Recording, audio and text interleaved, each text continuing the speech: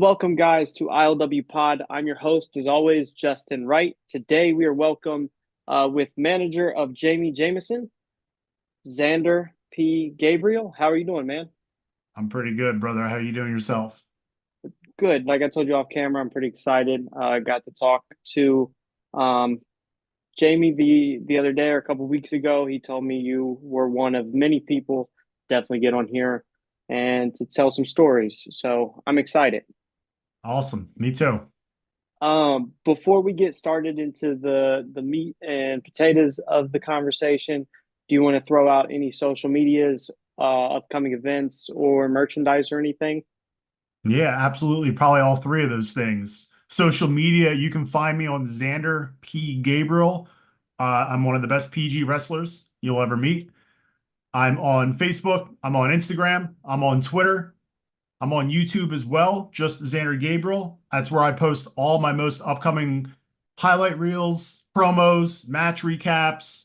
A lot of people get all that information before I put it on my other socials, and you can too. And we have an upcoming show, International Wrestling Cartel. I'm assuming Jamie already talked about this on his episode, but December 7th, we have the seventh annual Pittsburgh Classic. It's our event that basically culminates everything that happened throughout the year. The only difference is that we have been increasing our production value. So now if you haven't seen the November, October, any other shows leading up, we have recap videos, we have announcements throughout the night that can bring you up to speed. We're on, I think, Thriller, Fight TV, and then also we have our own streaming platform. IWCWrestling.com has all the information. My socials have all the information. I've already taken up like probably half the recording time. That's all I need to say. Gotcha. So some big stuff coming, Definitely. December 7th. Look forward to it. I'll talk about it later, I know. definitely. I'll start with the easy one. When did you meet Jamie, and how did you start becoming like his manager? Absolutely.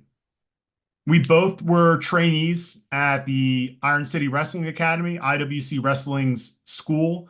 In my opinion, it was and is still the best wrestling school probably in Pennsylvania. And that includes Chikara, who's had a lot of great trained wrestlers. And I'm sure other things that I'm forgetting and I'll get yelled at afterwards. But I met him just through being on mutual shows together. I graduated, I think, a couple years after him. Um, he was supposed to be in my debut match actually for IWC, but he got a concussion. And so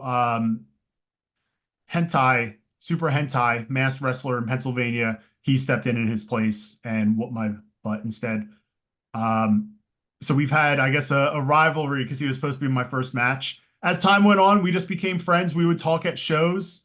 I used to get along really well with Elijah Dean, who used to get along really well with Jamie Jameson. And we kind of, all three of us were also friends from time to time. And for a while at IWC, International Wrestling Cartel, I was the manager to Bulk Nasty. Bulk Nasty, one of the best wrestlers in IWC history, especially the 4 years that I spent with him. We became tag team champs. After we lost those titles, I went with him as a manager. I led him to a heavyweight championship victory. And then he got hurt and he didn't want to come back. I had to force him to come back. And I just had it with him. And I took care of business. I took out Bulk Nasty when he came back, but I realized I needed backup, which is why I reached out to Jamie Jameson. Jamie Jameson was gone from IWC for a little bit. He had been suspended for some bad behavior, and he had always been known to be a loose cannon.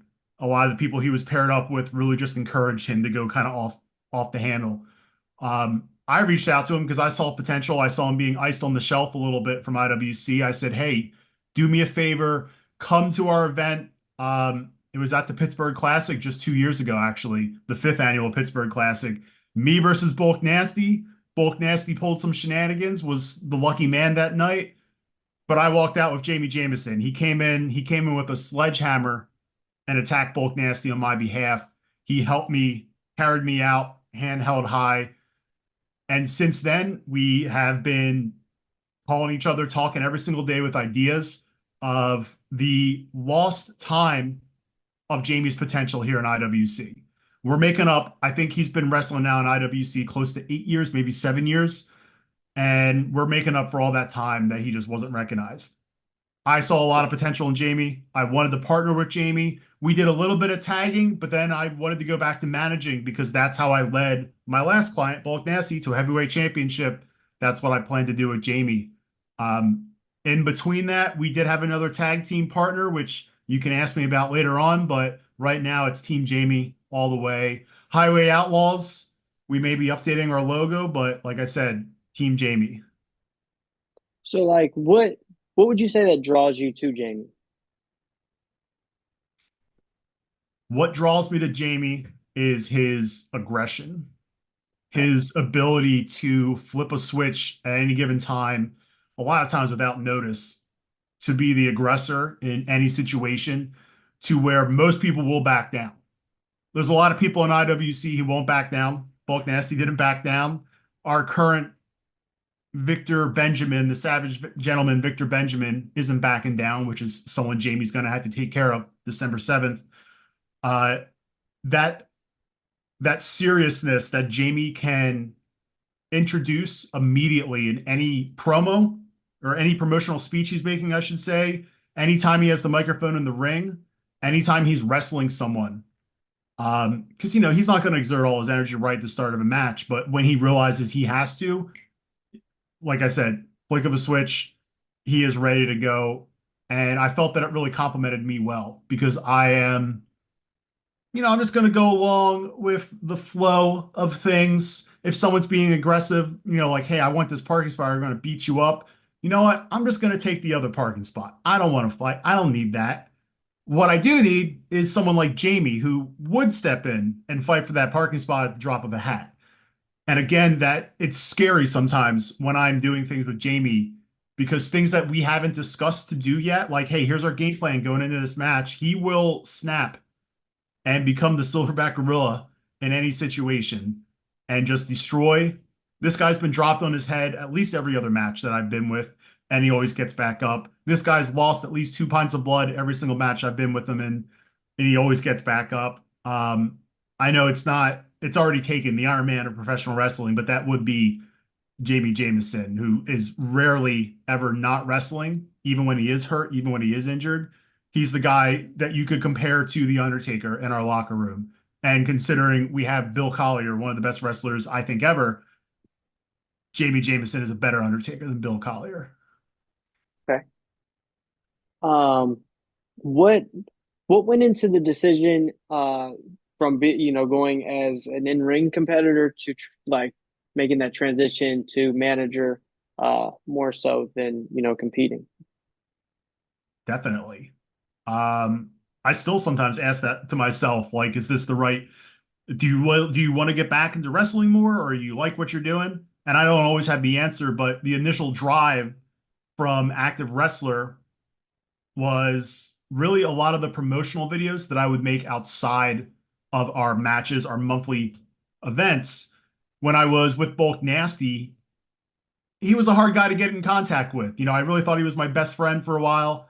And I'd always try to plan get-togethers, things, have him come over to my house. I'll go over to his house. I'll meet him at the gym, wherever it may be. All this content is on my YouTube, like I said.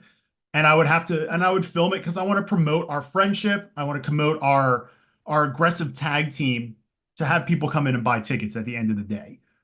And I would get a lot of enjoyment out of creating these more comedic promotional videos than serious ones. I like to think that the audience is pretty smart. So there's a lot of traditional things people will say in promos like, here's the event date, here's the event location, here's my match, here's how to get tickets, like all the things that are usually on the graphic of the match that should be just shown in your video. Um, you don't, what is it? The saying is don't tell me, show me. I like to show people things in my promotional videos versus just telling them where to be. And I feel if I show them something that is engaging, they're more likely to come buy tickets, more likely to get merchandise, more likely to stream the show online. And I really started enjoying that because I had unlimited creative options of how to create silly promotional videos, serious promotional videos, heartwarming promotional videos. And as I started gravitating towards that, opportunities came up to do back in the locker room interviewing of people before or after their matches, which again, a lot of that content is on my YouTube page, IWC YouTube page as well. I started to do more backstage interviews. Excuse me, interviews in the locker room. Like we have Dave Kitch, we have Nick Lindell, who are both fantastic interviewers, but I often was just in the right place at the right time. A lot of material for IWC Wrestling that you'll see on their social medias. The past couple years, I helped to create a lot of the recap videos, a lot of the wrestling hype videos. So I started to gradually move into more production sort of things, and opportunities were there. I've learned a lot with IWC, a lot of the management and production crew. It's just been awesome to be able to sit in there and learn all these things. At the same time, a lot of this opportunity came when Bulk Nasty was had lost his championship. And so for that whole year, I was kind of on the shelf 6 months to a year without no one to represent, which is why I had that opportunity in wrestling. But it is also the time that I started becoming friends with Jamie, and I was like, "Hey, look, I don't like Bulk Nasty. I want you to come replace Bulk Nasty." So the opportunities are what kind of made me switch over from wrestling over to a production side, over to a manager now for Jamie Jameson. I always say I'm the best on the microphone. I have the best mustache. I have the best mustache mullet, and I'm the best manager of IWC. And I think that's true. So would you say you prefer like the creative production side rather than the physical aspect of wrestling? I would say that I get more satisfying enjoyment from the production side. I think there is another wrestling company, Prospect Pro Wrestling, which is currently on a hiatus, where I technically had my debut match there. And I owe them a lot to the start of my career. Um, they gave me an opportunity to host a show called the Zander Zone, which is really the reason that I came to pro wrestling in the beginning, because I was trying to get into TV show talking, hosting, things like that, and it just kept failing. And I said, you know what? I know how to wrestle.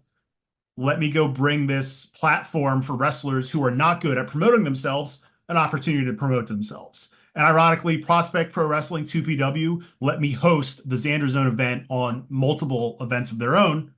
Got a lot of great interviews, wrestled a lot of people. And they set me up for success. 2PW. I was the longest reigning 2PW champion. I think I still am of any single title there. The Anarchy Championship I held for the longest amount of time, almost the entire year of 2023. But by the end of that historic run, I wasn't as enjoying my time there. Sorry, not with the company, but wrestling, because that was my main area. I was wrestling, and then I was also managing Jamie throughout 2023 for context here. I was wrestling at 2PW, and I just wasn't enjoying interacting with the fans. And if you watch back my matches, I was getting very angry, almost cursing at fans, getting real annoyed. And I think that's when I started recognizing, hey, I'm having a lot of joy managing Jamie, making highlight videos, helping other wrestlers who say, hey, can you get me some highlights from my match? I'm like, yeah, absolutely, because I want to help you guys succeed. When I was at 2PW, it was really just the fans who were making me not love the wrestling. Locker room was great. Marshall Gambino is the promoter there. The Dennis family is also helping out. Uh, Loved working for them. Would recommend them 100 times till next Sunday. I don't think that's a saying, but we'll use it. So really, it came down to joy. I started finding opportunities, and I started to enjoy the production side a whole lot more. The wrestling side, I kind of felt like I'm not getting the satisfaction for the risk of putting my body at. The risk that I'm putting my body at, it's not worth it. I'm getting more satisfaction over here. So I definitely would rather, this sounds terrible, but I would rather sit down and watch matches, like three of the same person's matches, and then make a highlight reel in some creative fashion, than sit down and watch a bunch of matches of my next coming opponent and try to pick up a game plan. That's when I knew I like production side better. Okay, that makes sense. I mean, at least from a non-wrestler perspective, it makes sense. Um, Something else I wanted to ask, you've brought it up, Jamie brought it up. You have like a very uh, comedic, charismatic side of you, and it's a different style. Is there like any inspiration or like how did you come up with your style of character work? Yeah, absolutely. Great question. That I'm gonna have to tell you what I think are my inspirations because Okay. um people have said I have sort of a Theo Vaughn, who if you're a podcaster, maybe you're Yeah. familiar with him. Um, I only learned about him like a year ago, ironically. People have mentioned that I resemble him physically, I guess too, because I do have a mullet. I'm gonna take this off because it's a little itchy now, um, but a lot of my love for comedy stemmed from the show 30 Rock, which was a show on NBC, which was mostly written by Tina Fey, who was a member of Saturday Night Live. She got a lot of her friends to come in there. This, I think it started, I want to say 2005, and it ran through the first Obama presidency. I found that show and I tried watching it actually the first time, and I got like 2 seasons in and I just wasn't feeling it. A couple years later, I came back to it and it just hooked me in. I think I've watched through the series about 5 times now in total. I'm getting ready to start a sixth one. It has some of the most ingenious creative comedy I think ever. And one of the characters on that show is Jenna Maroney. She's this aging blonde female in show business, and sort of her character is a lady who is too old to be playing the young part, so she's kind of having a mental breakdown throughout the entire series. Okay. um, and she's very very sensitive to criticism and very oblivious to things. She's my favorite character. I think she's the best character on the show, and steal I don't steal quotes from her, but I definitely, whenever I'm thinking of things I want to say in a promotional video or speeches I want to deliver in the ring, I will, while also delivering the message and being serious, but I enjoy throwing in the emotion that I would get from some of her silly lines of just sort of selfish obliviousness. Um, that is how one approach I take to my character. A little bit of the goofiness, and Jamie and I actually we were just discussing this yesterday, that I am okay with being a little bit humiliated, and I often look for opportunities to be, like, hey, I'm the guy who's going to get beat up and get laughed at. Like I'm the dork here in this situation. I'll also point out on Power Rangers, the original Power Rangers, there's Bulk and Skull. There are these two bullies who are often like they try to like appear real tough, and then they like they don't get beat up, but they get made fun of somehow, and the tables are turned, and the school's laughing at them instead. Um, they are some bullies that are stuck in my mind forever. So a cross between Jenna Maroney and Bulk and Skull from Power Rangers is a good way I would describe myself. The draw to the comedy, 30 Rock started that out. And then I would say maybe a year into my wrestling journey, which is now, I want to say, almost 6 years, I started to do group improv at the Steel City, it's Skit, Steel City Improv Theater, which was in, I want to say, Highland Park area, Lawrenceville area. They are now closed. They just recently closed. But I did group improv sessions. I went up to, I think, the fourth level, and then I did like level four a second time.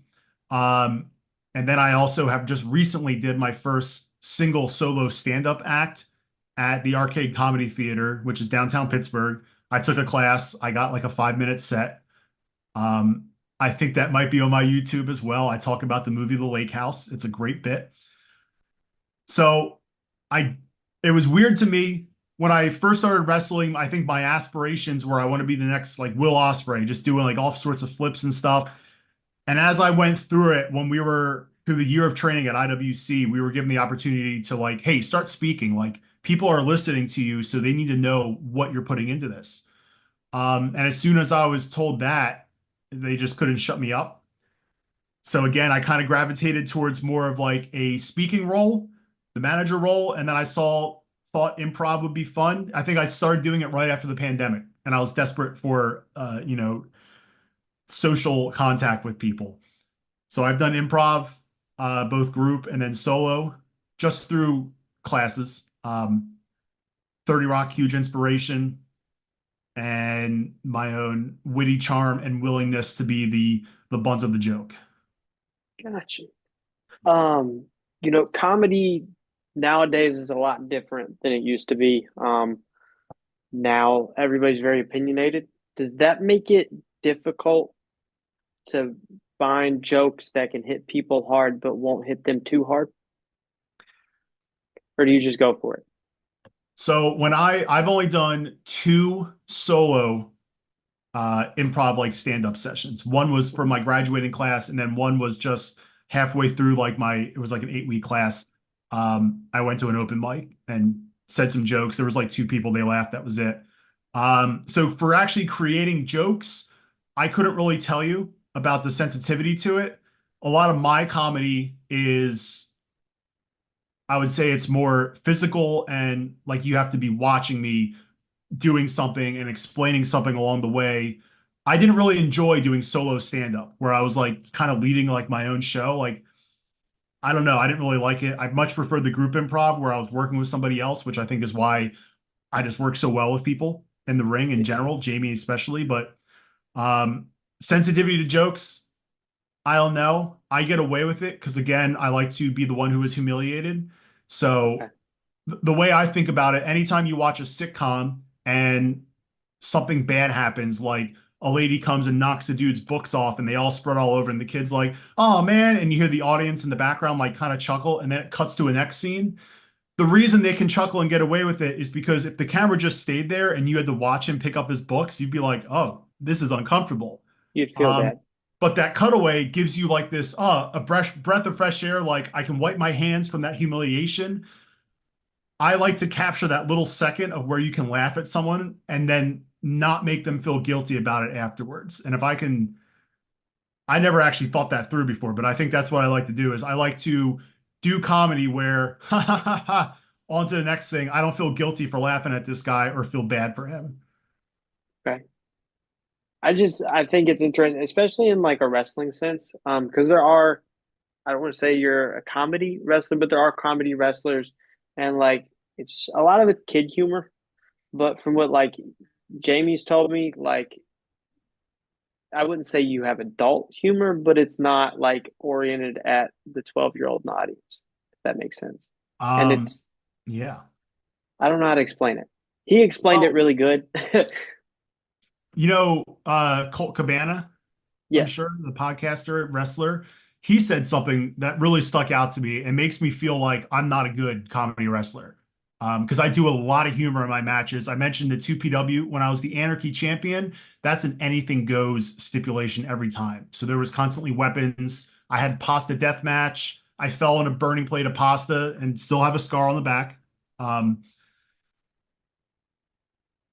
Cole Cabana said, to be a good comedic wrestler, you have to first be a really good wrestler. Like you have to have all your stuff down. So that way, when you introduce the comedy, it's actually effective for wrestling comedy versus just like comedy out in the ring. Because if I had a lot of my matches, like they don't include any chain wrestling or anything that would show you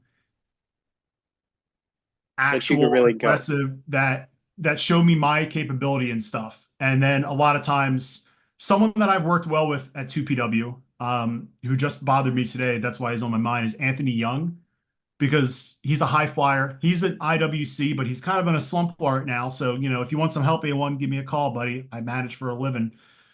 He was someone that I worked really well with at 2PW because I knew some of his moves and I hate that I'm saying this, that I'm revealing some things here, but I worked out situations where, oh, well, you do this really great kick. I'm going to come up like I'm going to do something. And then you just do that really great kick to me. And I look like an idiot because you caught me because I know you do that. And a lot of his offense and we really molded well together. And I think I'm off topic. I can't remember what you asked me now. Um, I've forgotten. The I was comedy. listening. The I comedy, remember yes. Colt Cabana said you have to be a good wrestler first, and then you can be comedic. Otherwise, you're going to go out and you can do comedy. Yeah, a lot of people can do comedy, but the wrestling is not there. You can just go do that comedy elsewhere. Like the people who want to wrestle, like let them go and wrestle. And then if you're a good wrestler, then you can throw in comedy there. I don't consider myself a very great wrestler. I consider myself very well trained, a lot of great opportunities, a lot of good championships. But in terms of actually being able to out wrestle the guy who does come in, who is all serious, I mentioned Bill Collier before. I don't think I'll ever out wrestle him as long as I live, even when he's on his deathbed. Um, he is someone who, if he wanted to go do comedy, he would be perfect at it. You would have no idea. You'd be like, wait, what? A lot of my comedy approach to wrestling is, again, making me look like the idiot. So you will notice that in a lot of the situations with Jamie and I, he never looks like he's weak or stupid or like he made a mistake. It's always my fault. I'm in the wrong place at the wrong time. Oh, I got in between him because I was trying to save Jamie. Now I get beat up for it. I don't want Jamie to look like an idiot ever. One, for his own confidence, because I care about the boy. Two, because he ain't an idiot. And three, because he's going to be an IWC heavyweight champion in 2025. Um, if I can get it done on December 7th, it's not going to happen. But Jamie's the good looking dude. I'm the goofball who can take the humiliation. I do like to say that I'm a comedic wrestler, but I don't think I'm a very good comedic wrestler. And I do hold Colt Cabana to a high standard because I think he's a great comedic wrestler. Man, I hope he hears this. He has set a lot of my perspective for my expectations. I also have a cat. His name is Kit. He'll be here for a bit. So Made an appearance. yeah, No, as a guy who lives in Chicago, I'm pretty aware of Colt. I used to listen to his podcast all the time. And definitely a good, I guess, example of a comedic wrestler that has great in-ring abilities. Um, but usually I start the podcast at the beginning of career and life. This time I changed it up a little bit, nice. but to get to there, I always ask like, when did you find wrestling, and like, when did you know that that would be something that you could see yourself doing in the future? Yeah, that's a good one. They're two totally different times in my life. So I graduated high school in 2007, the James Bond year. So happy about it. I actually have a 007 tattoo, so I'm pretty happy about that year. But I went into the Navy from 2008 to 2012, and I was immediately stationed in Italy. Like, I guess that would have been late 2008. I was in Italy, Naples, Italy for 2 years, and we got what's called the Armed Forces Network, which they basically take a lot of the US television shows and give it to us a couple days later on. Okay. Um, and they would play Monday Night Raw on Tuesday. And then I think at the time SmackDown was on Tuesday as well. I don't know how it would. No, maybe it was SmackDown was on Thursday or Friday. However it worked, we would get SmackDown on Monday, Raw on Tuesday, and if there was a pay-per-view, those would just get bumped one more day. But it was great because I think Raw was at 3 hours, but it was only no, I think it was still 2 hours when it was, prime TV. Yeah. And I started watching then, I think it was right after WrestleMania 26 when Shawn Michaels retired from The Undertaker. Okay. And that was the time frame that I started watching, which a lot of people say is like the worst in WWE because it's the PG comedic era. Because I watched the Rise of Miz, and till this day, the Miz. There's another wrestler at IWC, the best smelling man in professional wrestling, Chase Gold. Chase Gold and I's favorite wrestler is The Miz. 100%. I feel like it might be obvious based on a lot of my career choices. Um, I love The Miz. I think he's great. I was with him since 2009, so he's like my boy. I will always tune in and watch his stuff. I follow him he's like one of the few wrestlers I follow on social media. Professional WWE wrestlers, I should say.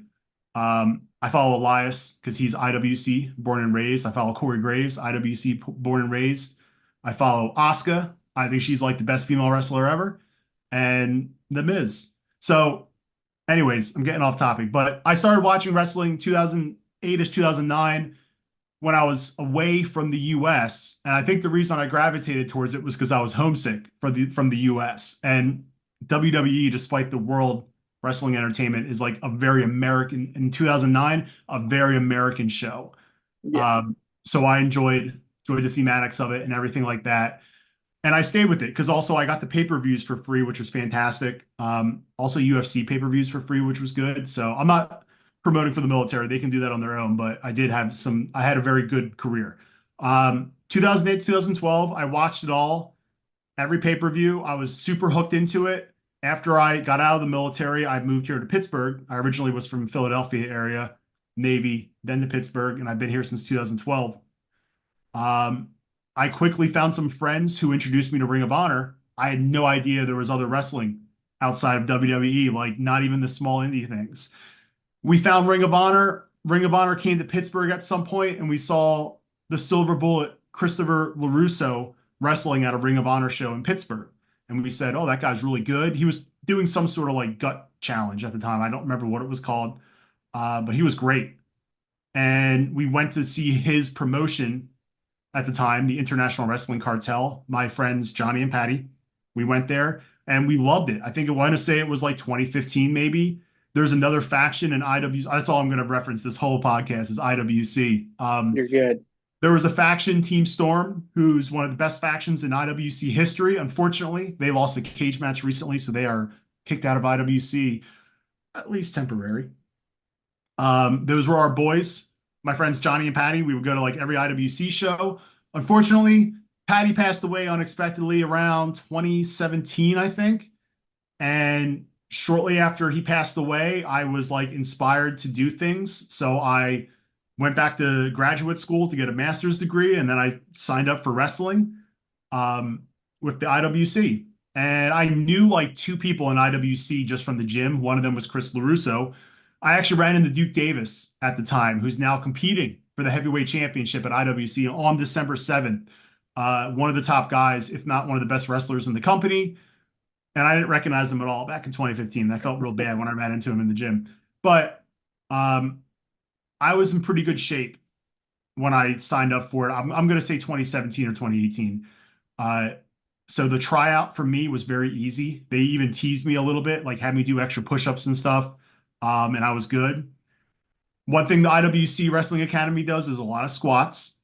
And they told us in the emails, make sure you message us if you're going to be late. And I told them at like, I think the tryout was 7 o'clock. I told them 1 in the afternoon. I'm like, hey, I have a meeting or this thing. I'll be there like 15 minutes late. And they said, hey, perfect. Thanks for letting us know.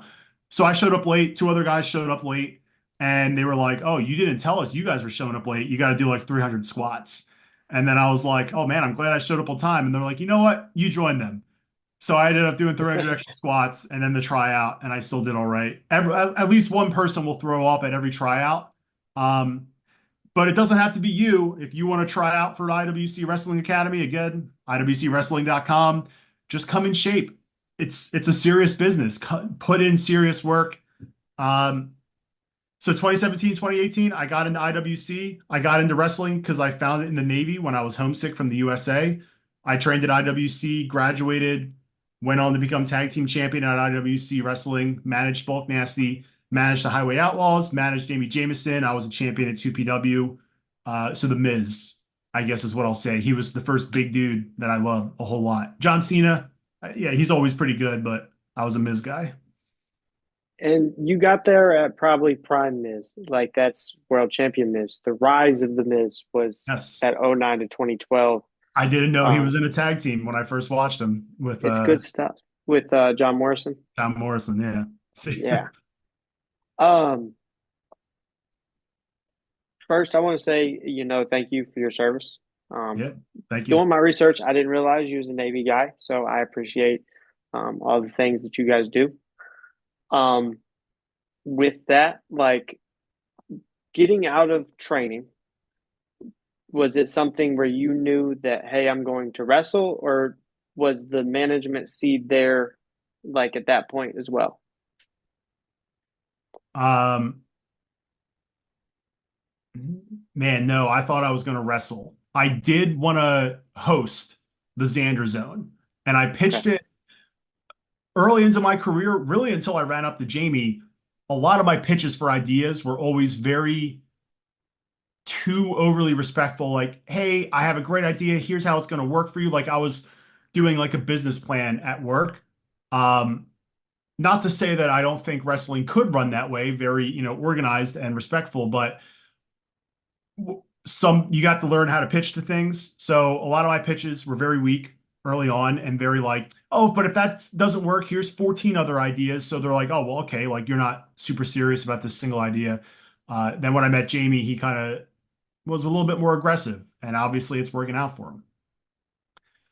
But when I first started out, I wanted to do the Xander Zone at IWC, a talk show where we could have two wrestlers come air out their beef. Hopefully, no fights, but you know what? That's not, I'll wipe my hands of that one. That never panned out. 2PW did give me that opportunity, and they still show clips of Xander Zones.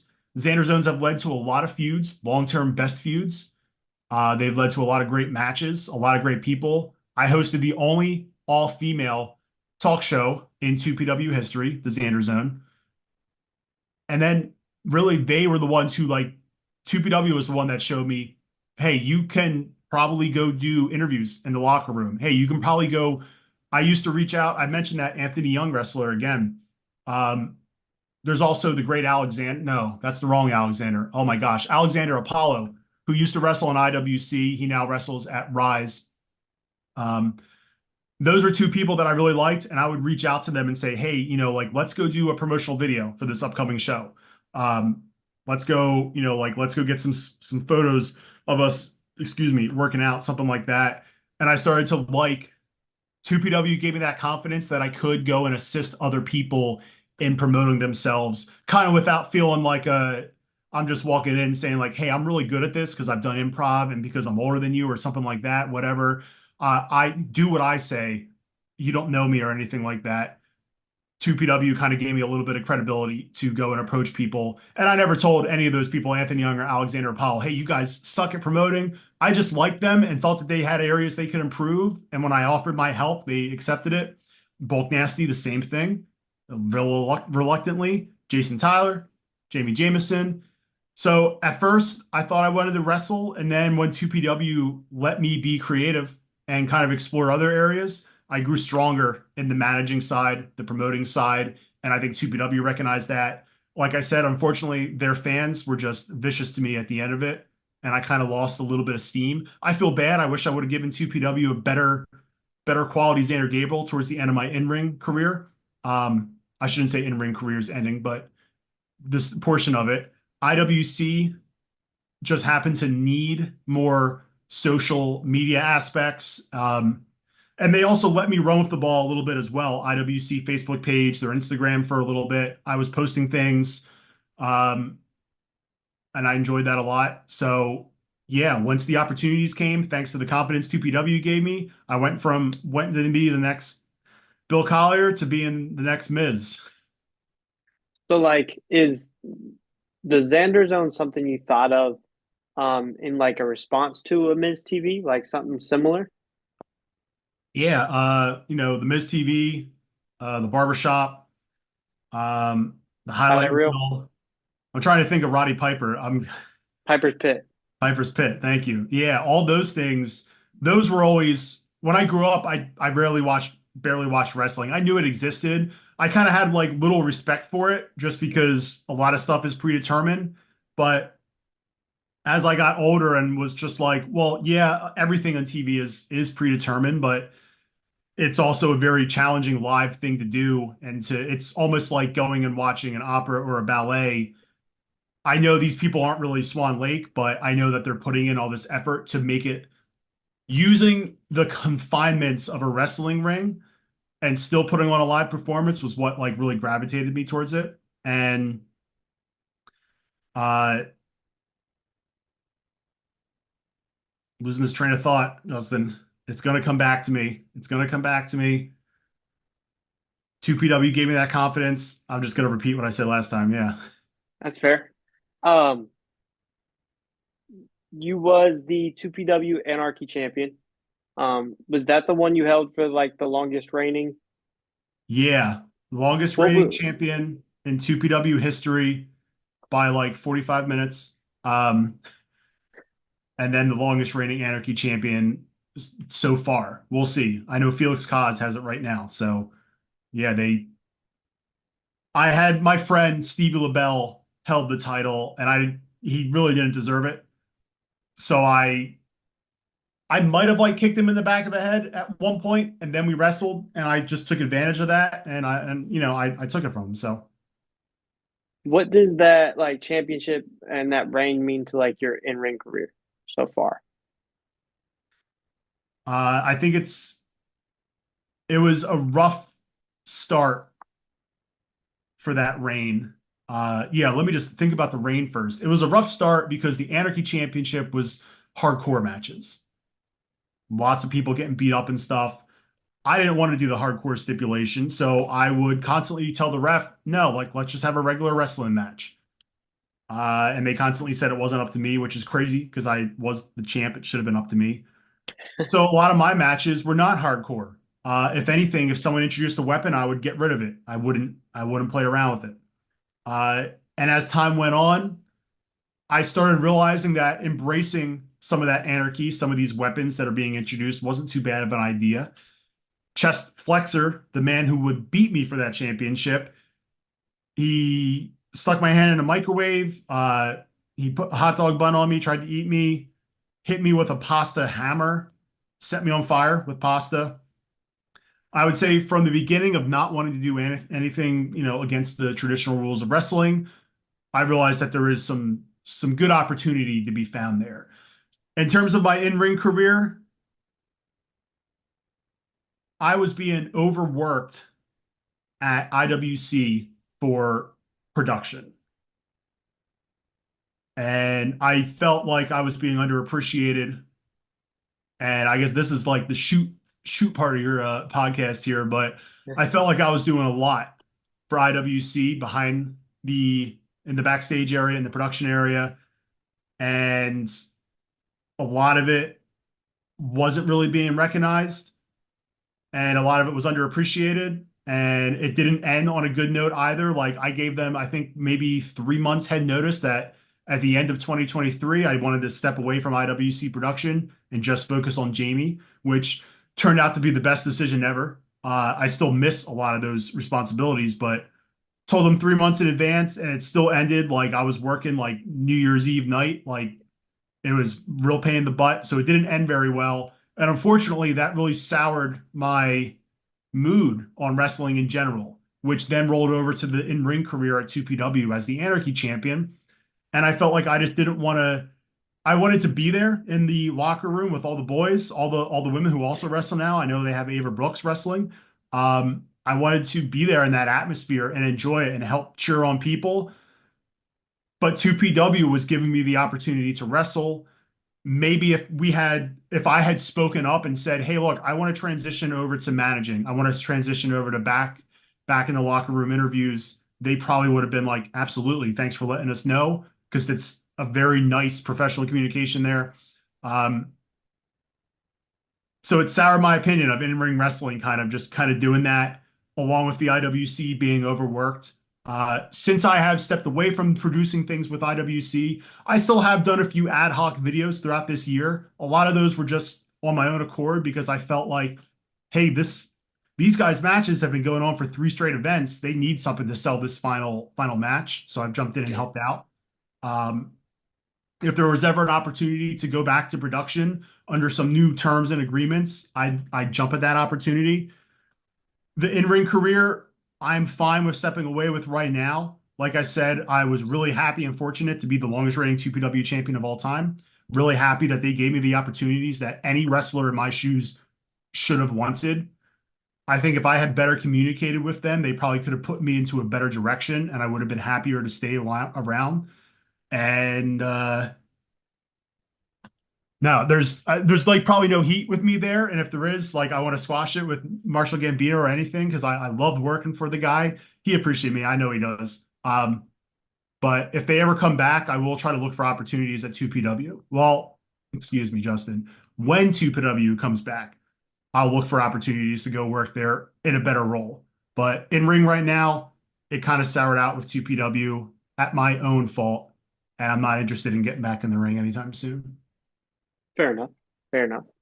And I think anybody that of any occupation can understand, getting tired, getting overworked, getting overbooked, and it Yeah. affecting other aspects of their life or their career.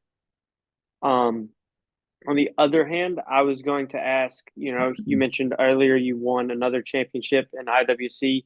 Um, I should say in IWC, not another championship in IWC, but you won the tag titles in IWC. Um, Sir. what was that like? And two-parter question, do you prefer singles or tag? Um, well, I prefer tag 100%. Okay. That's an easy one. I'll come back to it and I guess talk about that. Um, Winning the tag team championships was a long road because for some reason I wanted to be Bulk Nasty's best friend. I saw a lot of potential in him, like I've seen in Jamie.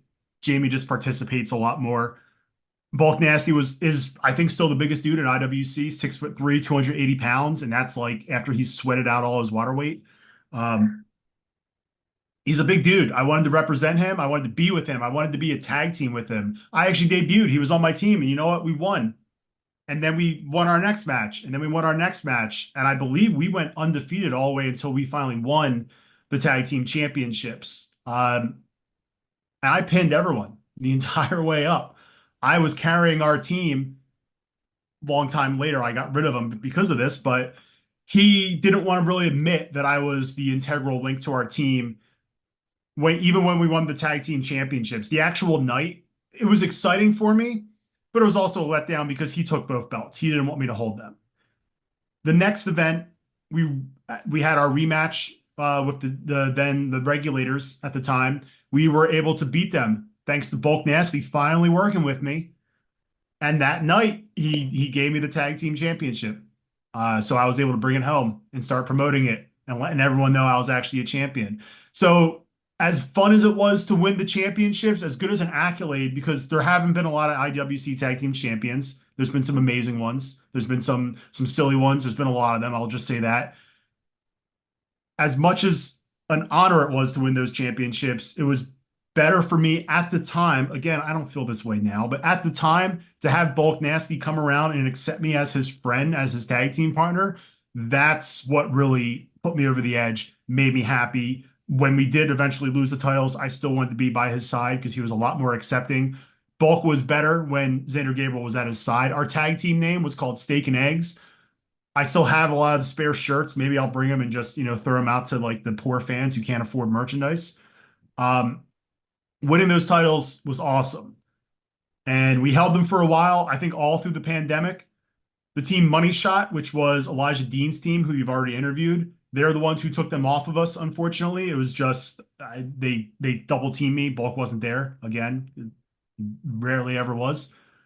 And it was great. So now the tag team question, I definitely prefer tag teams.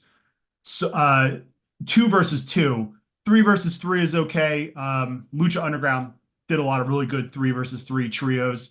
I $100%. haven't seen a lot of good three versus three since.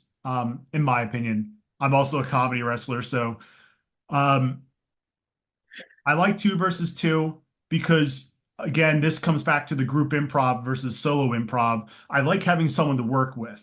And to peel back just a little bit, the nicest thing about wrestling is you have to trust that the other person is going to do their part in your performance. And it's a lot of, I won't say it isn't exactly blind trust because, you discuss things beforehand, but it is like, hey, you have to do this part, even if you don't want to do it, even if you don't believe that this is what we should be doing, especially when people disagree with a lot of the outcomes. Like to trust someone like you're still going to go and give me your best effort, even though you don't like what's going to happen afterwards. I like that aspect of it, and you will see that obviously with one versus one, but the tag team aspect of it, it also creates an out of ring communication because if there's two guys who are wrestling when they're not wrestling, there's nothing going on between them. Tag team wrestlers, when they're not wrestling, if they're back, in WWE, if they're back in the hallway or something like that, there's still interaction going on because there's still two people there. So it's continuous interaction the entire time. A lot of my favorite memories, especially early in the wrestling, are from Team Hell No, Daniel Bryan and Kane, Yep. who are my favorite tag team. And I should have said earlier, a lot of my comedic stuff comes probably from Team Hell No. A lot of the anger management, a lot of this, a lot of the situations that I thought of between Bulk Nasty and I, heavily inspired by Team Hell No. I would say Team Hell No, New Day, and I don't know, whoever else you want to throw on there, my tag team ranking. And tag team wrestling all the way. Yeah, I'll always watch a good tag match over any singles match. Okay. We've talked a lot about Bulk Nasty. I guess, I mean, you are linked to him, or like no matter how you feel about him still. Um, what was that relationship like at the start, and what do you think caused it to end, and how would you feel after it ended? It's a good flow. It's some I'm big working nuts. on it. As a new podcaster, I'm working on the flow. Uh, now that's good. That's good. So when you train at IWC, you are security for the first year. You're going, you're setting up the ring, everything like that. So by the end of the year, you respect the hell out of everything the ring crew does, so you can go in there and just focus on wrestling. Um, it's a really good tactic. I wish more schools would demand it of their trainees. I think a lot of Pittsburgh area schools do now. And Bulk Nasty was known for always messing with all the trainees, pushing them around and stuff. Not me. He would talk to me. I think both our favorite movie is Rocky. And you know what? I'll be honest. I'm a pretty big dude. I'm a pretty big trainee. I think I'm a little bigger now than I was when I started even.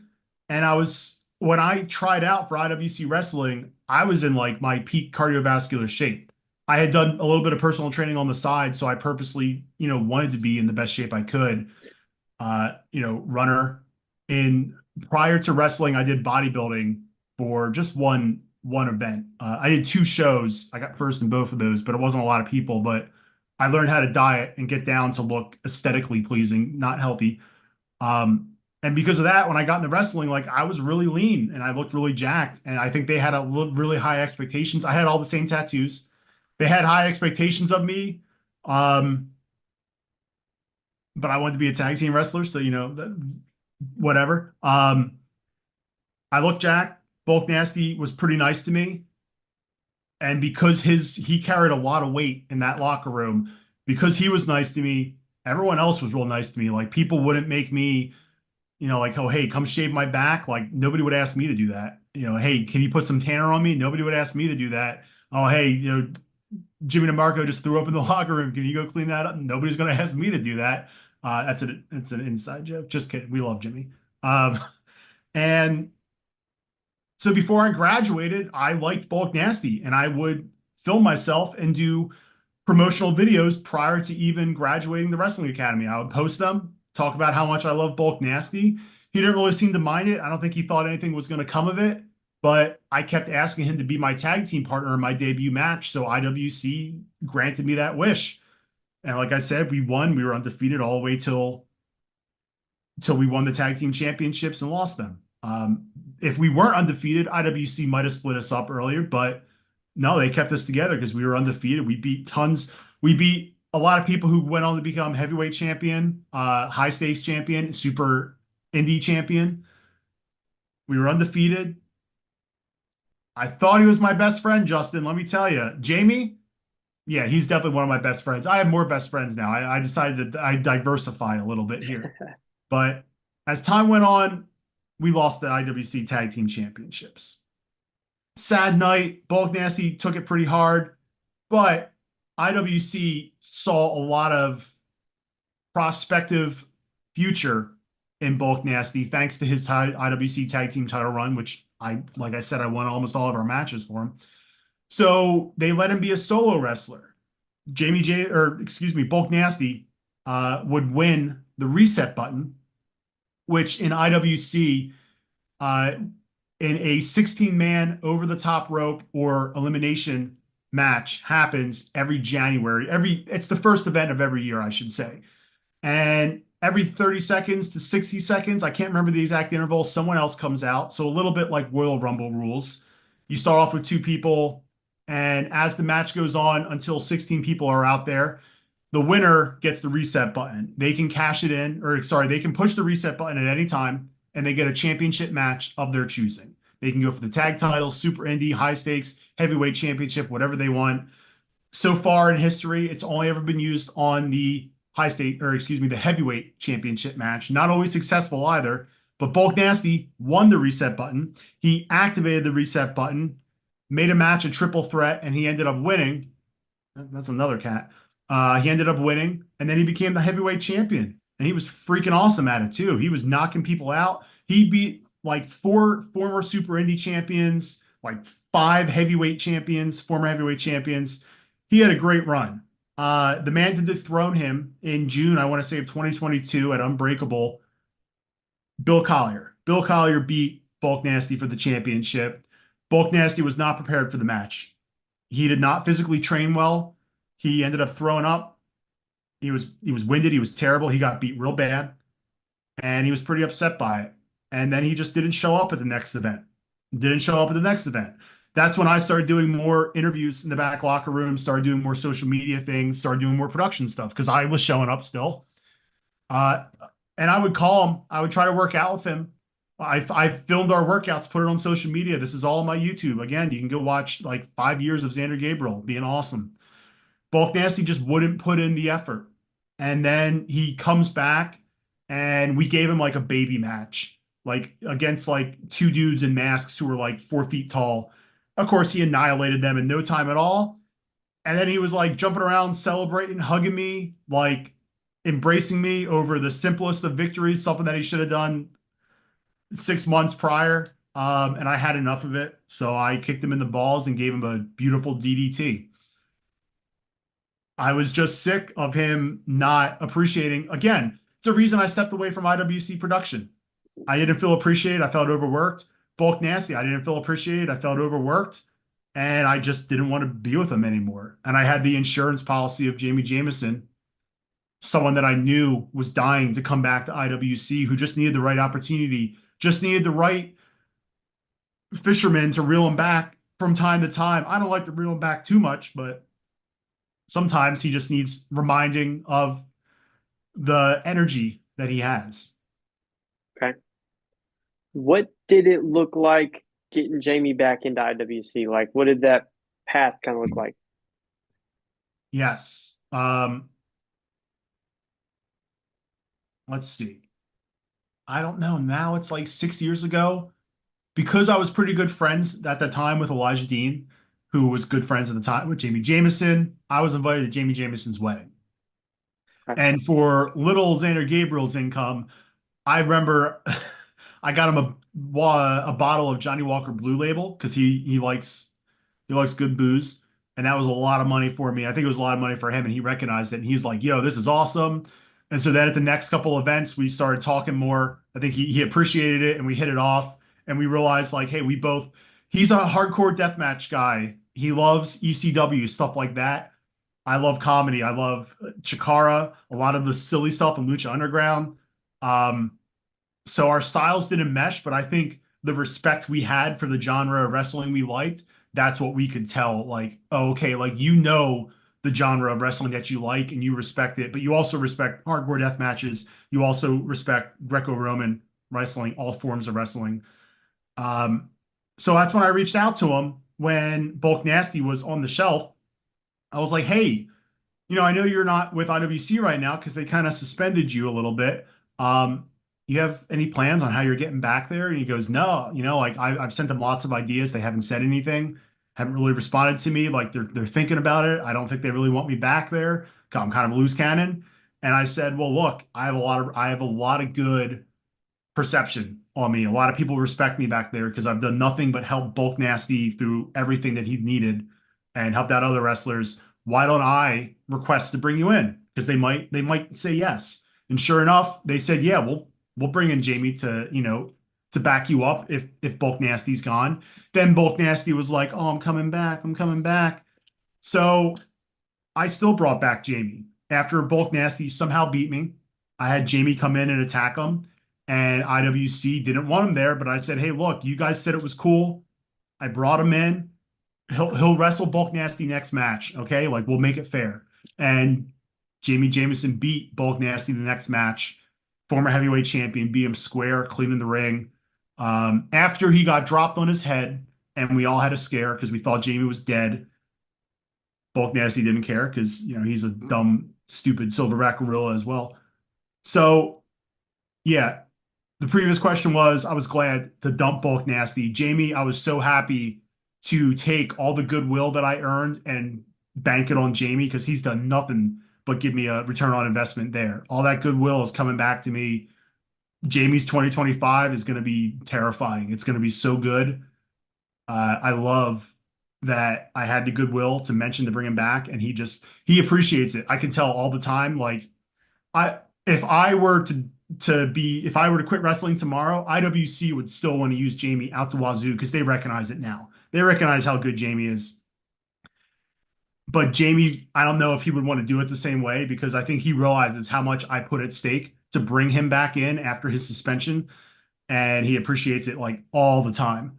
He mentions it so much, and I'm like, brother, like one thank you was enough. Like if anything, like you're keeping me around too. So well, I think we both appreciate the energy and the time that we put into our duo. So we appreciate each other so much. Never had that with Bulk Nasty. Oh man, never. Do you think the your comedic genius mixed with his loose cannon, that dynamic, do you think that makes the relationship stronger?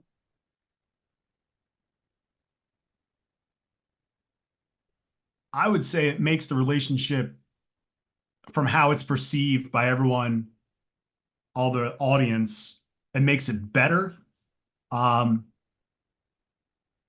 it definitely makes it better because Jamie does not want to look humiliated. Xander doesn't want to look like the cool, strong guy who's going to get the girl at the end of the movie. So, because we both know what we want to achieve now, again, like I said, when I was wrestling and stuff like that, if I had been trying to represent Jamie, I don't know if I would have been able to pull it off because I wasn't really, oh, this is what I want to get out of wrestling. Jamie knows what he wants to get. I know what I want to get. As much as I hate Bulk Nasty, like he did help steer me towards discovering the path in wrestling I want to follow. And that we both know exactly which direction we want to go in. We know that we're not going to step on each other's toes. It's like if you go to the bar with your friend and you both want to hit on the blonde girl, like, oh, well, best man wins. Like, nah, like, your best friend likes redheads, you like blondes, you're good to go. We have different goals, and right now they're working perfectly together. And his aggression has definitely allowed my comedy to show more. And my comedy, I think, has helped personify how aggressive, how serious, how dynamic he can be at the flip of a switch. If you have a team of two aggressors like Legion of Doom, like, hey, which guy is more aggressive? I don't know. They're both pretty aggressive. Like, uh, I want to mention a tag team that's just so lopsided, but I was going to say Team Hell No, but Daniel Bryan, one of the greatest of all time, so that's not a great comparison. But um, we're a lopsided pairing that works well in the same package, and yeah, being together, being relatively opposite, but still liking wrestling at the heart of it has been great to make us so much better. Okay. Um, Recently, Jamie's been embroiled in a pretty heated feud. I know you guys just had a contract signing. I'm terrible with names, so I don't want to butcher the other guy's name. I don't blame But him. do you want to tell us a little bit about that feud, that signing, and maybe what we might be able to expect coming up December 7th? Yeah, you got it. I'm going to slip in a lot of promoting here too. So, appreciate That's the perfect. platform. Yeah, December 7th, IWC is culminating the year with the seventh annual Pittsburgh Classic. I believe every single championship is on the line. Um, we have our annual Pittsburgh Battle Royale. This time it's for the high stakes championship. Um, Santa Claus is scheduled to be there. We're hoping the Grinch cannot make it, but I can't make promises. You'll have to be there to see it. IWCWrestling.com or just go to any of my social medias. Jamie has somehow found himself in a match, a street fight against the Savage Gentleman, Victor Benjamin. And to, save time, we're just going to call him Vic. Victor, whatever, troll face, who knows. 8 years ago, Victor Benjamin and Jamie Jamison.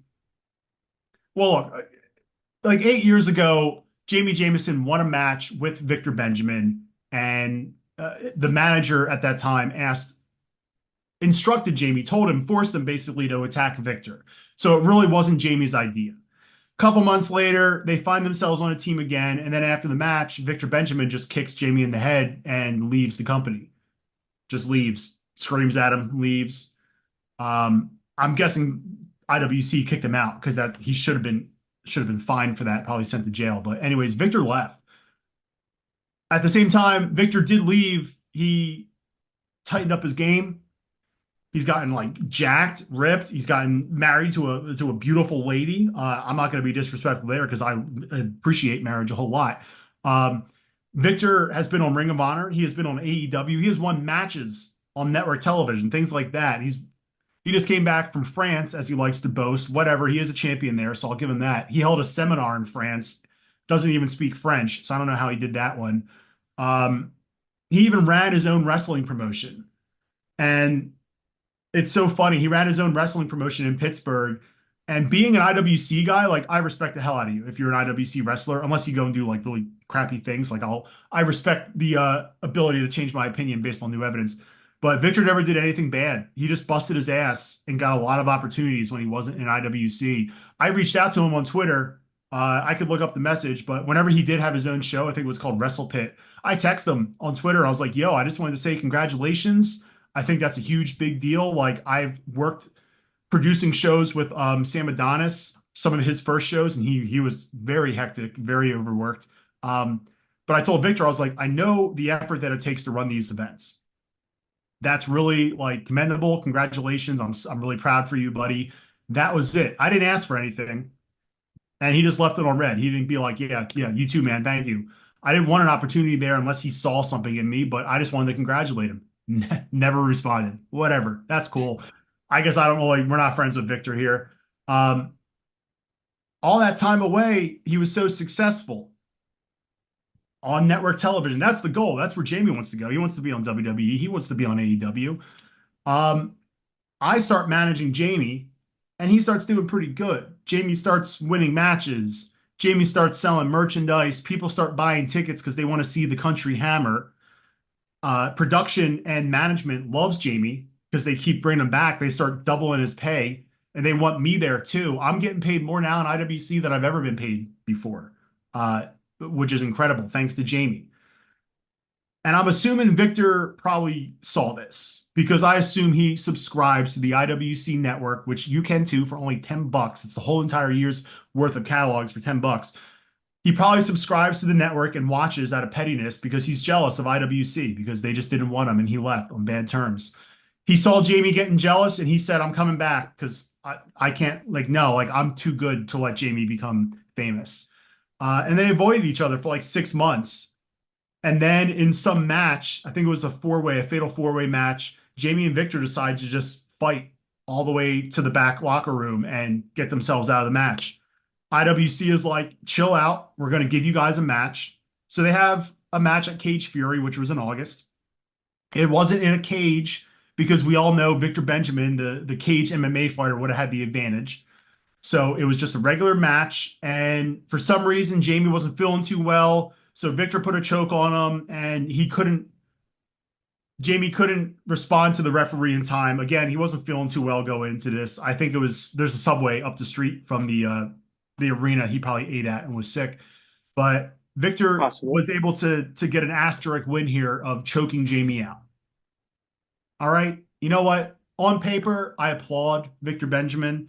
But in real life, let's be serious. Like, if this was the streets, you would have nothing on Jamie because Jamie's the Country Hammer. He's Jamie F. and Jameson. That's why at the next event, we were supposed to have a 4 versus 4, and Victor Benjamin was on the other team. We met up with him before the event, and Jamie decided to hit him in the head with his sledgehammer and give him a little night off. Really, we were just like, well, aren't you going to France? You should take the night off. So we gave him the night off.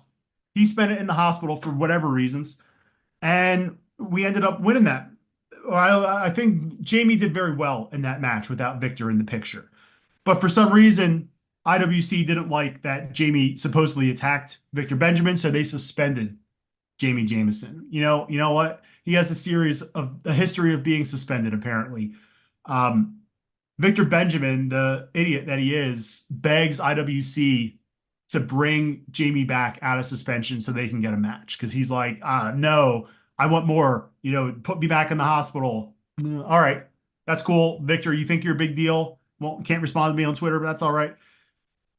So to make sure no one backs out of this and to make the stipulation official, we had a contract signing where it was revealed that it's going to be a street fight because look, in real life, Victor can't beat Jamie. Okay, he can probably beat anyone in a cage fight, whatever. I know he's like a trainer at a Wright's gym somewhere in Crafton, PA, which is near Pittsburgh. Um, but for whatever reason, Victor wore like spiky shoes at this contract signing. So out of nowhere, he just kicks Jamie. Jamie rolls out of the ring because he just got kicked with spikes, and I tried to take out Victor, but I lost the hammer. So Victor attacked me and put me through the table, and I was hurt, brother. That's why I have a beard right now because for like the past month, I haven't been able to raise up my arm to shave it.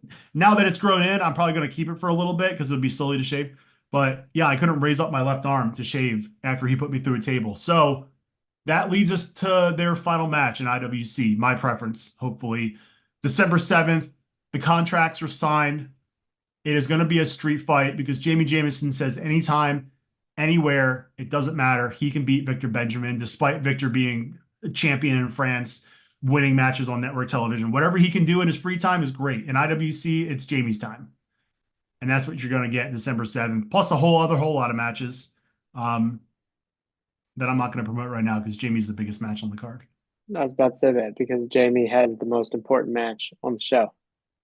Yeah. Um, that's a lot, man. It seems like Victor and Jamie have been embedded in a vicious feud for many, many years. And it seems like hopefully the culmination is December 7th. And then Jamie can move on to hopefully bigger and better things. Yeah, I agree with everything. Okay. Um, as a manager, do you find it more difficult to manage in a matchup where there are no rules and like there's chaos everywhere, or or do you prefer like a standard one-on-one? It's just Jamie and the other guy. There's nothing else involved. Like, which one management wise is it easier for you to do your job? Yes, right off the bat. I prefer rules. Um, I don't like to get involved. You can watch the matches back. Like we don't cheat. We don't do anything under the table. Like we're straight up boys. That was the one thing that I wanted for us. I was like, guys, you're not allowed to break the rules. That was when the Highway Outlaws were a tag team prior to us trimming the fat. We got rid of Jason Tyler, the formerly known as the Sexy Fireman, now known as the Big Rig. We cut him loose because he lost another tag match for us, and now Jamie is the prize fighter here. Uh, I don't like non-enforced rule matches because the opponent always thinks that they can just like take me out when I don't want to get involved. Like I'm not gonna like slip in there and like pinch you when the ref's not looking, things like that. Like that's silly. I'm a respectful manager. I prefer rules matches. It allows me to hype up the crowd a little bit more while not worrying about the opponent coming after me. I'm not worrying about the opponent trying to get a steel chair, trying to get a ladder, trying to take advantage of Jamie Jamison. I'm allowed to communicate with the crowd a lot more in regular matches versus non-rule stipulated matches. It is a lot more expectations that I will do something against the opponent. And like I said, my in-ring career is on pause right now. It's 100% supporting Jamie. So regular matches, you get 100% support from Zander Gabriel. Non-regulated matches, I have to have looking over my shoulder the whole time to make sure the opponent's not going to do something dirty to us. Okay. Something else recently I've been asking is just because it's so recent in the news. We brought up WWE a couple times. WWE just recently started the WWID program. Um, a member of the IWC, Sam, I'm terrible Hardway with names, Holloway. Holloway.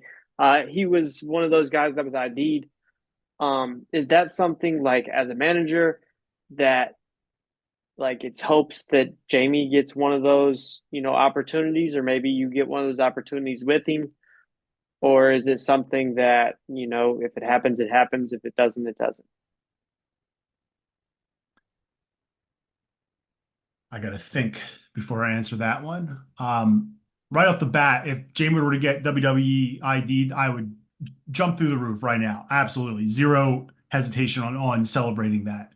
Um, I don't know if Jamie sees himself, if that's the path he would have to get to WWE or to AEW, things like that. And again, Jamie isn't looking to leave IWC anytime soon because that's still something he wants to conquer. He still wants to be heavyweight champion. And I think it would actually be a little bit conflicting if WWE called him up right now and like, hey, we want to give you $1 million opportunity because look, we're paid well at IWC, but it's not $1 million. It's not whatever they're paying wrestlers now. And it is WWE. Obviously, he would want to go, but he grew up watching IWC in person, so that is a primary place that he wants to conquer, probably before he would go on to network television of whichever company. Um, I don't know if I would want to. I would want to work with Jamie if I was getting that opportunity to go work for a network television. I wouldn't want to say, look, Xander, we think you're fantastic. Um, I wouldn't also want to leave Jamie until he has achieved his goals here at IWC because as much as he feels like I stuck my neck out for him, I feel like he constantly physically also sticks his neck out for me multiple times in matches. So again, he's doing the heavy lifting. I feel like I'm doing the fun part of our dynamic duo here. He's doing the heavy lifting. If I were to get signed and not him, something like that, like WWE ID, like maybe they want me to be like, we want you to help people do promotional videos and manage and things like that. I would definitely be conflicted if I wanted to take that opportunity. Thinking into when I'm not wrestling, I don't see myself getting opportunities to do things with WWE physically, unless it is like in the locker room role to help them do promotional material, things like that. And I think there are better people out there that they can get at the snap of their fingers. So I am not in the top 100 even opportunities out there, but I don't expect them to come knocking on my door.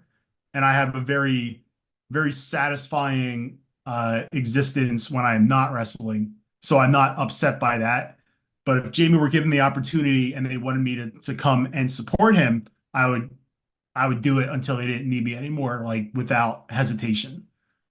Okay. Um, yeah. And I hope he does get a WWE ID, but I also hope they just see him and sign him straight up instead because he's worth it. They don't have to, follow his career anymore. We got Elijah or Elias. No, it's Elijah now. Yep, He can vouch for him. definitely. And from what I've seen, he's somebody that arguably could be one of those guys that doesn't need to be a prospect, that could just jump right on the card. Yeah, it seems like I don't know what their expectations of the WWE, what WWE's Yeah. hope for it is yet until like maybe like given a year we'll have a better idea. So That's definitely something that like a lot of guys, whenever I mention it, bring up. Like it's so new, it's hard to answer the question because we don't know the intention behind the prospect, yeah. if that makes sense. I will So say, like, like you said, Sam Holloway, he's going to be on the December 7th show. I feel bad for him because I'm going to pick his brain and be like, tell me everything about it. I want to know. So I'll let you know. it's definitely something that is very interesting. And like, with WWE lately, I think it's one of those things where we need to wait and see because it seems like they're not the evil corporation that everybody used to make them out to be, if that makes sense. Yeah, they definitely are turning towards some goodwill, and it seems like a lot of the toxicity has been removed. Yes.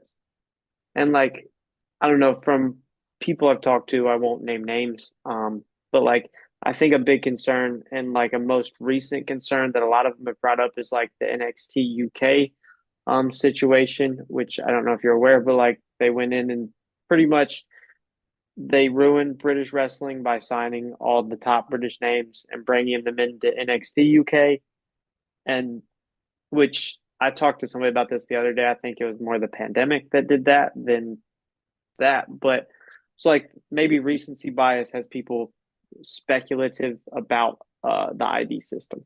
Yeah, I guess my speculation would be, or my theory would be, it is a bit of a response to AEW, who will sign people. I feel like I don't know the value of the money that they're exchanging, but I feel like AEW is a lot more likely to sign someone and let them work in Ring of Honor, and WWE might not want to be like, hey, our talent pool is kind of running dry. So they can very cheaply WWE ID someone and support them. So it's like a very low gamble. And you could get like the next Kurt Angle, the next Miz, somebody like Yeah, that off of it. And you're securing them. Now AEW is not going to come take Sam Holloway away. I don't know. It just, again, my theory. definitely. And like recently, I'd say like it looks outside looking in that AEW is a lot more acceptable to just be like, oh, WWE might get you, so I'm gonna go ahead and give you a contract before they can get you. And Yeah, it looks like the I prospect feel that. system's like a hey, I get first draft pick kind of ordeal, which is smart. Um, but before we go, a few more questions. A fun one. You mentioned best mustache, best mullet. Where does the idea to have such great facial hair come from? Man, that's like that's the hardest question. I was in the Navy, and in the Navy we have no shave November. You grow a mustache without shaving it, without you have to keep your facial hair in regulations. I don't think I was allowed in 2008 to 2012 unless you have like medical approval. I could only grow like a small mustache. Okay. This is all a little overgrown now for anyone that's seeing, so it's not a good example, but I never had any facial hair. And I would always grow out my mustache though for No Shave November, because like the chiefs for the Navy, who basically are like the dads who run everything, um, they would let you grow it out a little bit out of regulation just for that month. And then whoever had like the most disgusting mustache would win. And I won 1 year on our base and then was defeated the next year, but it was disgusting. It came in so fast for just 1 month. So I knew I could grow a good mustache. I get that from my dad's side. And he's like, I think he just turned 70. He still has crazy good mustache whenever he wants. And for some reason in training, I think when I was training in IWC, I had a whole beard. And I decided to shave off this and grow a mustache because I thought I would look like a creeper or something like that. And I thought it would be funny to show up at class. I'll show up at work one time. So I go into my daytime job when I'm not wrestling, and we have cubicles here. This is 2018 maybe. And I'm talking to like the two people over here. I just like, guess what, guys? And I stand up and I'm just standing there. They're like, oh, yeah, what's up? And I was like, mustache. And they didn't really flinch. They're like, I don't know. It kind of looks like it's working, like it looks good on you. And I was like, oh, okay. So I wear it into training, and the guy I mentioned who used to run 2PW, Marshall Gambino, he was there to watch one of my training matches, and he mentioned, he's like, I like the mustache a lot. Like, that's great. You got to keep that. That makes it very, you look like Rick Rude, if anything. And I like Rick Rude as well. I was like, dude, that's great. I love that. Um, so again, 2PW, Marshall Gambino, just pumping me with confidence. That's a great promotion. I hope they come back. When they come back, it's great. Um, so in training, I grew the mustache, and it just kind of clicked with my character. My name, I will reveal the name. I hate doing this, but my first name is Gabriel. And there's a character from the movie Triple X starring Vin Diesel. He plays the protagonist, Zander Cage, Okay. with an X, Xander Cage. And I just thought that was like the most obnoxious, like early 2000s, like, yo, totally, dude, let's go snowboarding, Xander. And I was like, what if I was Zander Gabriel, but I'll make it with a Z instead? And that's where my name came from. It sounded like the dumbest, most bro name ever. And I think I started off with a very 80s sort of like theme look, like neon colors. A lot of things, a lot of the intros and my early promotional videos were all very 80s touched.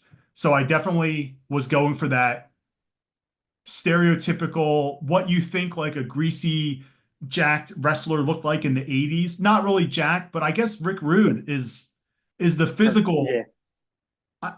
His in-ring stuff was fine. Like his promos were great. Love his all his promotional speeches. But physically, I guess I almost copied Rick Rude. The mullet came in over the year, I think I want to say 2022. And I just decided, I'm like, you know what? I was recently single. I was like, I'm just going to go crazy with my hair.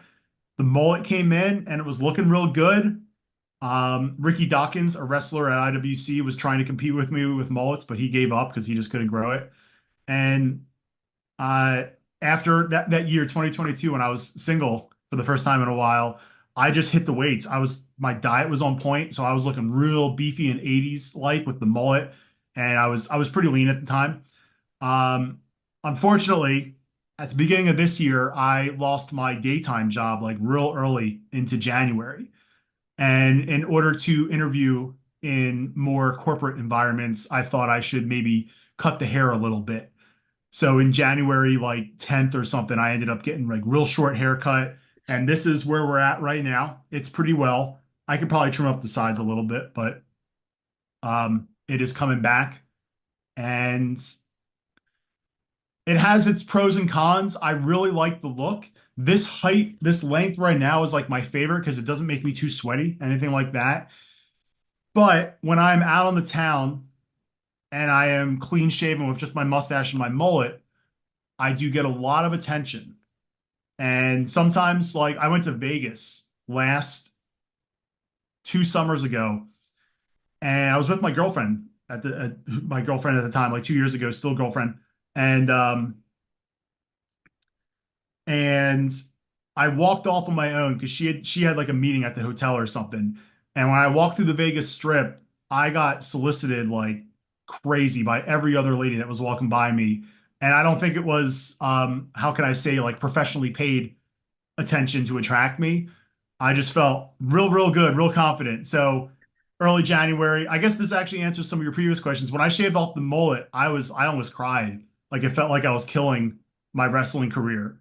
So yeah, I was definitely a little bit down in the beginning of the year. As it came back, as I got like a really good job now that allows me to afford so much extra time in the wrestling.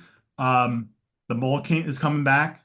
The mustache is probably here to stay. My girlfriend has never seen me without my mustache. She has seen me now with short hair, but I remember she was very supportive of me cutting the mullet before I even brought it up. And after I cut it, she was like, "Oh, no, I'm so sorry. Like you should have kept it. I feel like your aura is gone." So it will be coming back. If anything, I'll just grow out hair longer. But the beard, I'm not a big fan of. It gets itchy. I'm growing it right now because there's some time in between our events, and my girlfriend loves my beard. So that's fair the enough. future. I like it. Before we go, I always end with like a positive way, giving something back. I know you're a bit of a heel, but if you could give the fans advice on, if they wanted to be a wrestler, if they wanted to be a manager, or any life advice, I'd greatly appreciate it.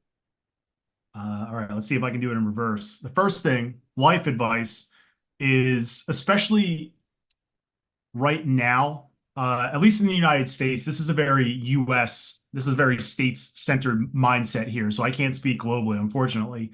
Maybe for Italians because I was there for 2 years. But uh, instead of, when I was raised, I was told you have to go to college, you have to get a degree, otherwise you'll be, stuck being a plumber or something. And obviously, since the 90s, that has very much changed, and being a plumber is a very desirable job now. Um, a lot of the good fortune in my life came when I went and did things that were just like huge passions of mine.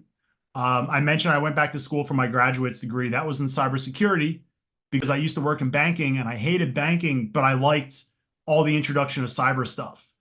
And because I liked all that stuff, I went back, I got trained in it, and now I have a job doing exactly that.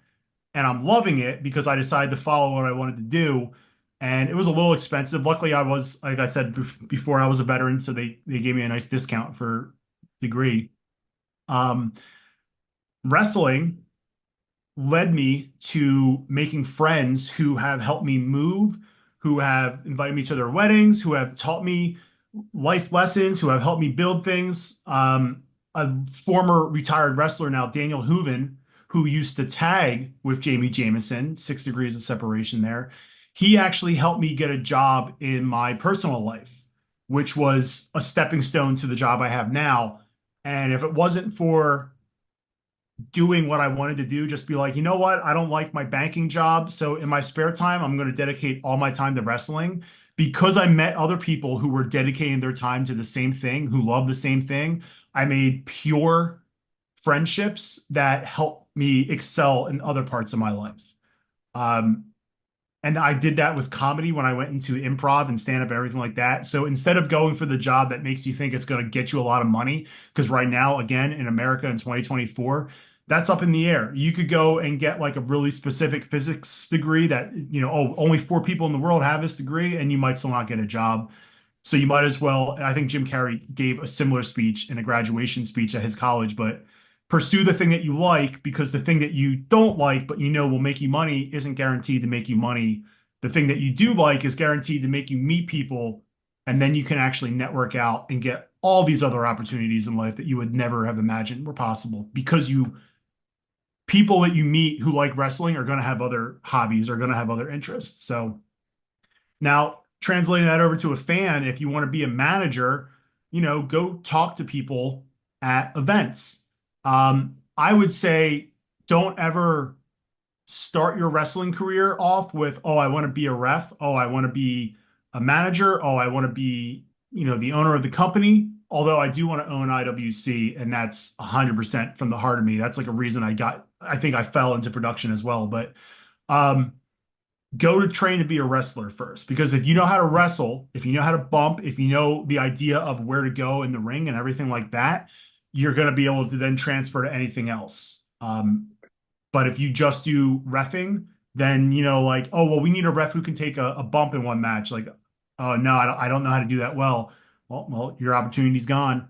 Um, you also IWC does this great thing in training. They make you do ring crew the entire first year. So you appreciate what it is to actually build a wrestling ring. You know how a wrestling ring works, so you know how to actually navigate around it. You respect the wrestling, the ring crew for the rest of your career. Most people do, not everyone. Some people are jerks, but that's life. That's why I say go train to be a wrestler because that's going to make you understand what a ref needs to do. That's going to make you understand what the camera guy needs to do if that's what you want to go towards. Um, how you can do that is one, contacting IWCWrestling.com. Go to their website. They have links all over there. They have tons of people who can answer your questions on when training starts, how much it is, what it entails, things like that. There's also Rise Wrestling Academy, which is, I don't know, maybe an hour outside Pittsburgh. That's RYSE. They also do some training. I don't know how intense that one is. I have not participated there, but they have great students and they have really good teachers. So I imagine it's good. Email these places. If you go up and just talk to random wrestlers, you might not get the correct answer. You might get someone who's like, doesn't want to tell you. Um, Not because they're like jerks, but because like I'm just tired. I don't feel like talking. So I would always reach out on social media to all the different wrestling companies that you want to work with, but don't unless you're friends with a current active wrestler or someone who's in the business, don't ever ask someone to vouch for you. Be like, hey, I'm a really hard worker. Could you go tell the boss that I want a job reffing? Things like that. Because then don't do that for anything in life. If you don't know someone in an industry, don't Yeah. ask a random person. I guess unless you're unemployed and you're on LinkedIn, then just beg people for recommendations. But that's a whole other podcast. So yeah, hit us up on social media if you want, IWCWrestling.com, and go train to be a wrestler first and foremost, and also just go for the thing that you know you're going to enjoy even if it's not going to make you money, as long as you can do something else that is making you money in the meantime. Okay. I think solid advice all around. I can't argue with any of it. I appreciate it. Yeah. Man, Xander, I really appreciate you coming on here. It was a great time. I feel like we could sit here and talk for quite a while longer. If I didn't have another interview coming up here shortly, I'd keep you on here. But thank you, and I'll keep the door open. If you want to come back, we could chat some more. I'd love to have you on. Yeah, look, I appreciate all the time. I feel like when I'm not confined to a wrestling script, I'll just keep talking. So I appreciate you absorbing and listening. I hope everyone listening here appreciates all the advice, all the stories. Yeah, I hope I would be happy to come back. Maybe you could do a duo with Jamie and I after we beat Victor Benjamin on December 7th. Okay, we could probably set that up. That'd be interesting. I've never had two people in here at once. Maybe I'll get in touch with you and Jamie. We can figure that out after Victor's out of the way. Yeah, I agree. All right. Well, thank you very much for your time, and I like the podcast. I appreciate it. Sounds good, man. I'll see you soon. All right, take it easy.